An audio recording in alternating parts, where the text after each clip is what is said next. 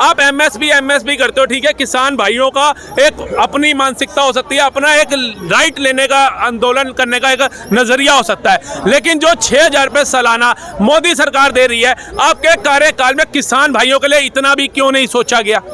आज कई फसलों के ऊपर एमएसपी मोदी सरकार दे रही है, आप लोगों के कार्यकाल के अंदर उन किसान भाइयों के लिए इतना भी क्यों नहीं सोचा गया? 1993 जो कानून जो आप बता रहे हैं एमएसपी के बारे में, लेकिन इस पे एक सवाल है, आप कह रहे हैं कि पुरानी सरकारों में जो होता था आप उससे कंपेयर कर रहे हैं, लेकिन क्या ये उचित है? क्योंकि जो वादे किए गए थे उससे कंपेयर ना करके आप पुरानी सरकार से कंपेयर करेंगे तो किसानों को तो लगेगा ना कि अगर उनसे ही कंपेयर करना था तो आपको सरकार में हम क्यों लेके आए फिर? मेरी बात सुन लीजिए ना, आप एक बात बताइए, हम मोदी मोदी मोदी मोदी मोदी को बड़ा वो करते हैं, आप मुझे बता दीजिए भाजपा की सरकार पंजाब में लास्ट टाइम कब बनी थी? आप बता दीजिए, आप पत्रकार हैं, आपको ज्यादा समझ है, आप बताइए पंजाब के सिख भाइयों ने आखिरी बार भाजपा को पंजाब में कब चुनाव जितवाया था और कब मुख्यमंत्री पद पर बिठाया था? आप बता दीजिए।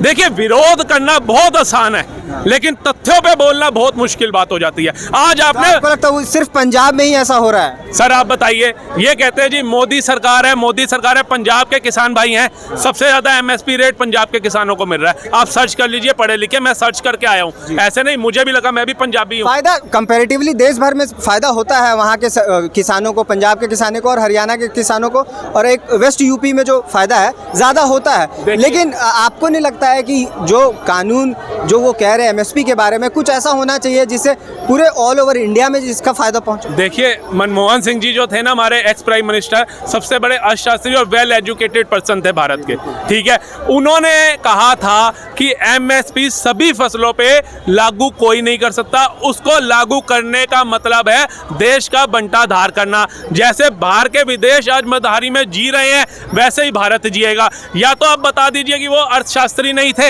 या वो वेल एजुकेटेड नहीं थे, या वो सिख कौम के नहीं थे।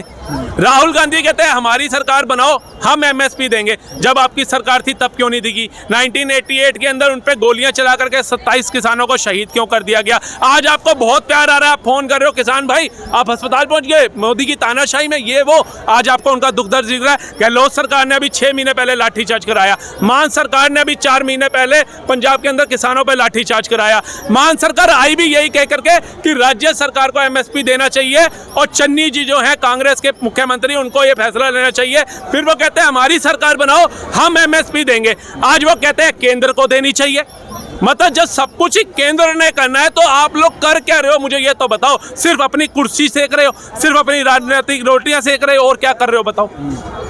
मतलब आपको लगता है कि केंद्र को ना करके जो राज्य की सरकारें हैं उनको एमएसपी लागू करना? बिल्कुल। 2,60,000 करोड़ का कर्जा था, आज 3,70,000 पहुंच गया मात्र 2 सालों के अंदर। पंजाब का नंबर 1 नंबर दूसरे जीडीपी के अंदर आता था, आज कहाँ पंजाब चला गया नीचे? सर तो देखो, गूगल तो करो, पढ़ो तो सही। सिर्फ वीडियो देख करके सोशल मीडिया पे भावुक होकर के कुछ नहीं। भावुक होकर के तो मैं भी किसी गरीब बंदे को कह दूंगा नहीं भाई ये पकड़ 100 रुपए ले जा, लेकिन क्या मैं उसको रोज 100 रुपए देने योग्य हूँ? मुझे ये भी सोचना पड़ेगा। एक दिन तो मैं उसको दे सकता हूँ, क्या उसको रोज 100 रुपए की मदद? मतलब आप कह रहे हैं कि रोजगार होना चाहिए? रोजगार होना चाहिए, रोजगार है, लेकिन कमाने की क्षमता तो हो। मैं रोज ये सोचूं कि ये मेरे पास में शीशगंज साहिब गुरुद्वारा जी है, नानकप्यो गुरुद्वारा जी है, मैं रोज जाकर के इधर लंगर चख लूंगा, तो उससे तो निवारण नहीं होगा। मेहनत मुझे करनी पड़ेगी अपना जीवन चलाने के लिए। 2 वक्त की रोटी मुझे गुरु घर से मिल सकती है, मैं भूखा नहीं सोऊंगा रात को, लेकिन अपने कपड़े, अपना रहन सहन, अपना सामाजिक जीवन जीने के लिए मुझे मेहनत करनी पड़ेगी। मेरे मुंह में निवाला डालने के लिए कोई आएगा नहीं, वो मुझे खुद मेहनत करके ही कमाना है।